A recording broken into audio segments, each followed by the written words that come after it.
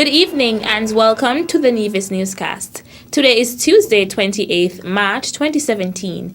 I'm Fredicia Liebert. Earlier today, Premier of Nevis, the Honorable Vance Amory, paid tribute to Permanent Secretary in the Ministry of Tourism, Culture, Culturama and Information, the late Carl Williams.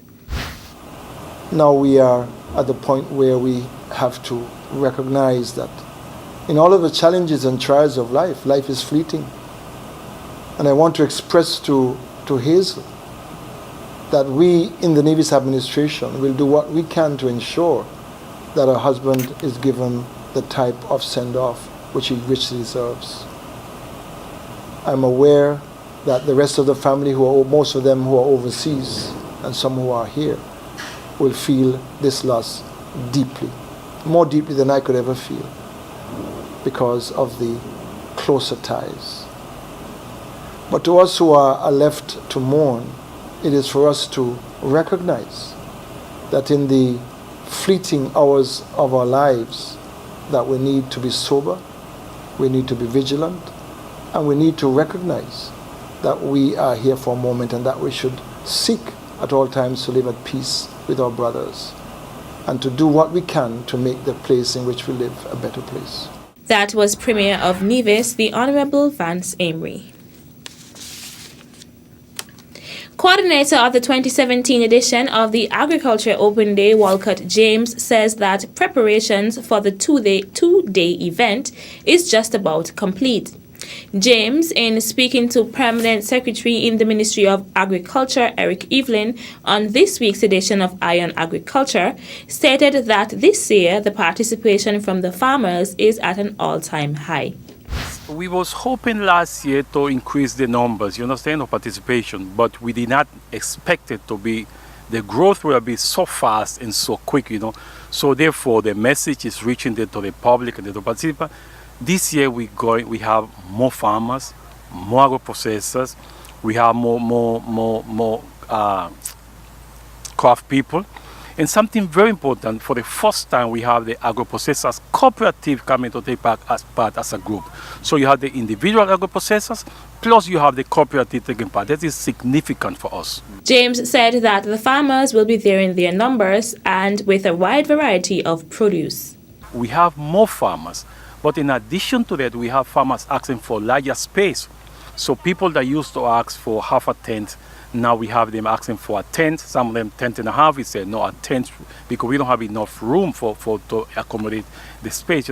So that is so. In addition to more farmers, we have more space. And the farmers, I heard one farmer challenge the general public he challenged the general public last week because he said he have just a tremendous amount of stuff. As a matter of fact, we have been visiting the farmers to see what they have. It will be a lot of pumpkin, watermelon, cantaloupes, whatever you mentioned. We have sweet peppers, tomato. We have a tremendous production of tomato, and the farmers are coming. They're coming ready. And something significant, the farmers, they really get ready for this activity because they know that it's beneficial for them, for the business, and also they could be able to provide a variety of products to the general public. The 2017 edition of the Agriculture Open Day will take place on Thursday 30th and Friday 31st March at the Villa Grounds in Charlestown under the patronage of Tizina Brooks.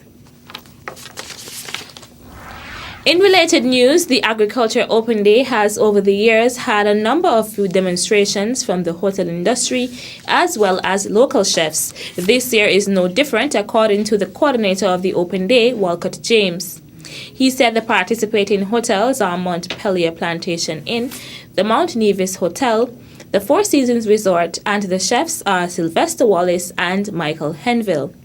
James stated that Chef Michael Henville will be doing live food demonstrations. That on Thursday afternoon, around 4:30, Mr. Mike Henville will be doing demonstration with a lionfish. There was tremendous demand for the lionfish last year, and he will do the demonstration this year again. He will do the cleaning, the filleting, the sampling. He will be doing some free sampling with that also. So that will be some of the demonstration. that people will be doing on Thursday and Friday. James also spoke about some of the new dishes the agro-processing unit will introduce at the open day. The agro-processing will be doing the flour. We'll be doing flour from green bananas, plantain, breadfruit, and cassava. They will be doing flour from all those. Also, we'll be doing some samples, some free samples for people to taste. From the pumpkin flour, they will be doing cinnamon rolls. From the breadfruit, also they will be doing cinnamon rolls. From the banana flour, they will be doing brownies. And from the plantain flour, they will be doing cake. Also, from the cassava, they will be doing cassava tacos. Those tacos will be for sale. And the taco will come with chicken, beef, or vegetable. The coordinator said that this year, Day 1 will go right up until 10 p.m. with the Ultimate Band providing musical entertainment, and on Friday, the Odyssey Band will close down the curtains of the open day, which will end at 11 p.m. Still to come, Dr. Trezan Kramer commends Ministry of Social Development for hosting Regional Women's Forum. The details are right after this break. This April 7th and 8th, get yourself to Owali Beach for the 2017 Nevis Blues Festival. As the sun goes down, party to music by Ian Siegel, Deanna Bogart, AJ Gent, and many more. Regular boat services will connect St. Kitts from Frigate Bay and Reggae Beach direct to the festival. Find out more at nevisblues.com. As a responsible taxpayer, you help to finance free health care at all health centers on Nevis. Thank you for putting country above self. This message was brought to you by the Inland Revenue Department, Nevis. Be a responsible citizen.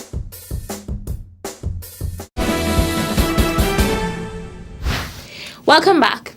Dr. Trezan Kramer of the Commonwealth Secretariat has commended the Ministry of Social Development, led by the Honorable Hazel Bradley Williams, for the hosting of last week's Sub-Regional Women Forum. Dr. Kramer, a political advisor for the Commonwealth, was one of the presenters at the forum. Because it was an effort to mobilize the region towards building the capacity of government institutions, raising awareness, and developing a plan as to how the region could approach gender parity and issues around women and gender that could enable acceleration of the sustainable development goals in the region.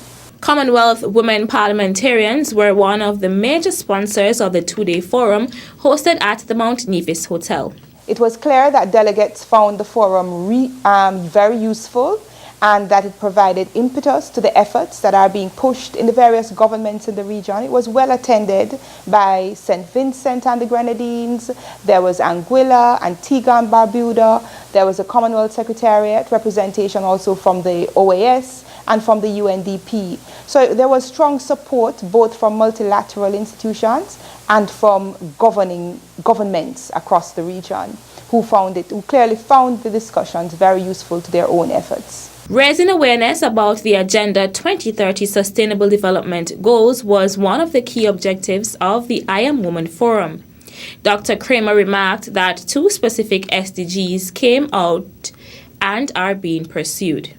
In particularly Goal 5, which deals with gender equality in all spheres of life, and in particular Goal 16, which speaks to inclusiveness across areas in order to enable access to justice and also peaceful societies globally. Specifically in the region, there was a good response to this because now there have been specific actions identified by various focal points that they could move forward with in terms of taking this issue forward. For example, in order to make education more responsive to gender issues, in order to ensure that the justice system is more attuned to gender and inclusivity issues, that access to justice is more available to the common man. The forum was coordinated by the Sustainable Development Unit at the Ministry of Social Development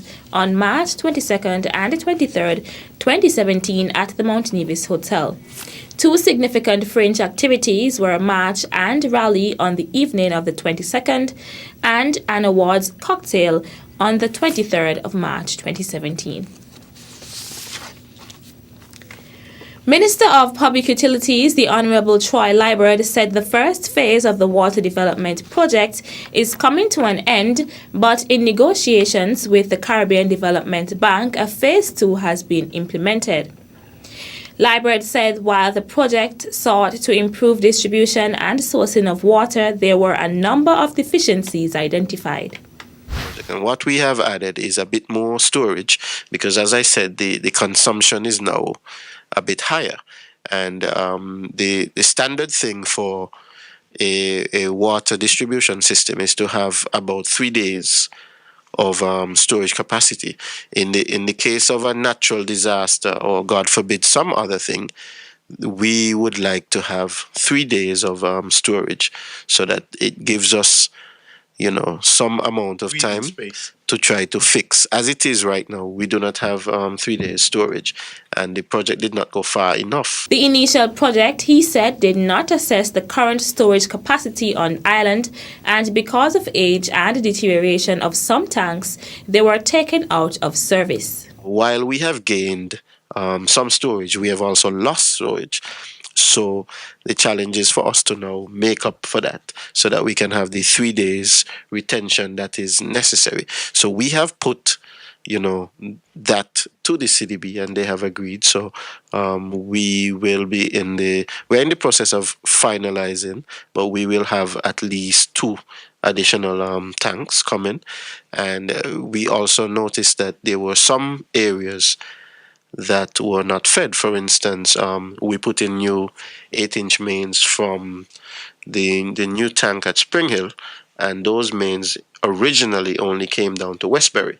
Now we have water coming from Spring Hill to Westbury and going all the way over to Jessop's, and what we realize is that it would have been inefficient to come from Spring Hill to Westbury with an 8-inch pipe and then having to go back with a 10-inch, and then having to go back to a 6-inch to take water over to Jessop's, considering the fact that we have the Four Seasons in that area, and when the Four Seasons is full, the Four Seasons themselves take a lot of water. The Nevis Water Enhancement Project is valued at more than $30,000 and is one of the larger projects ever implemented on Nevis. We have to make sure that when we spend this money, that we don't have to come back in 10 years to say, well, let us go do another project. So we have to make sure that what we get done is something that is going to last us for probably 20 years or 30 years even. The minister appeared on the latest edition of Government at Work, hosted by NIA's Public Relations Officer, Keith Scarborough. That's it for this edition of the Nevis Newscast. On behalf of all of us here at the Department of Information, I'm Fredicia Liburd. Thank you for viewing.